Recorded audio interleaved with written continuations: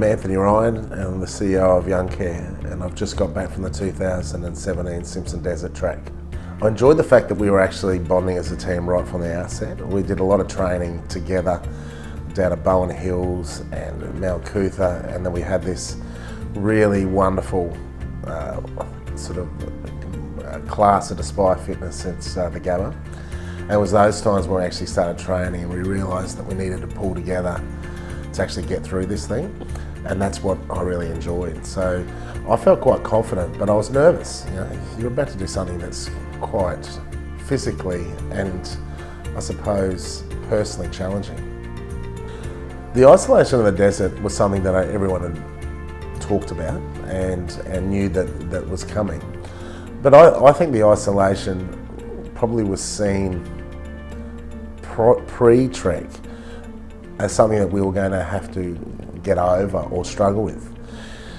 This group, it might be an unusual component of this group, but we actually embraced the isolation because what it allowed us to do was truly focus on what the purpose of the trek was. And that was, in this case with Youngcare, to really understand the journey and the physical challenge of every individual with high care needs faces on a day-to-day basis. And so when we're in the desert, the isolation presented that opportunity, but it also was something that we embraced as well, because it also meant that you could actually turn off the traffic in your own mind that you get every day, you know, that constant noise, and actually truly start listening to yourself, listening to others. And once again, sounds cliched, but it became an incredible gift.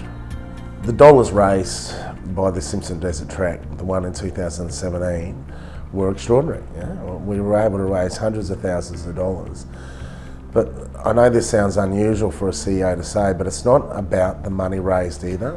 What it is, and I've always believed there's got to be a slow burn approach to any not-for-profit organisation, and I think not-for-profits can often make the mistake of chasing the dollar and not building relationships. And what the desert allows you to do is actually build slow but very, very important relationships and take it to a level that you can't do over at an event, in a dinner, or over a breakfast or a business lunch. You're actually spending time with each other day to day, doing a physical challenge, getting to know each other, and that slow burn relationship actually, I know, will be long lasting. I'd encourage as many charities as possible to consider this type of event like the Simpson Desert Trek. I know in a very competitive world, and I think we're all very aware that the most competitive industry in Australia right now is the not-for-profit sector.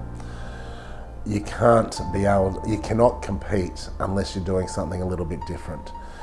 And when I say compete, it's not about dollars, it's actually about creating a sense of journeying with, walking with, and this allows you to do that. There is no better way to walk with people than actually to trek over a long period of time. The Aurora staff were exceptional with their professionalism, but more importantly, they just know people. And you can't be a staff member, a medical staff member or a leader in a desert unless you actually can understand people and you understand how to actually extend them to beyond what they think they're capable of. So Aurora were a vital catalyst to the success of the trek. The physical challenge is amazing. I lost 12 kilos. You could see that as a bonus. But it was really more about the fact that when I came back, I understood more about myself and also understood more about how to relate to others. More importantly, I understood the Youngcare story more, and that's what we wanted out of the desert, but it's also what I wasn't expecting.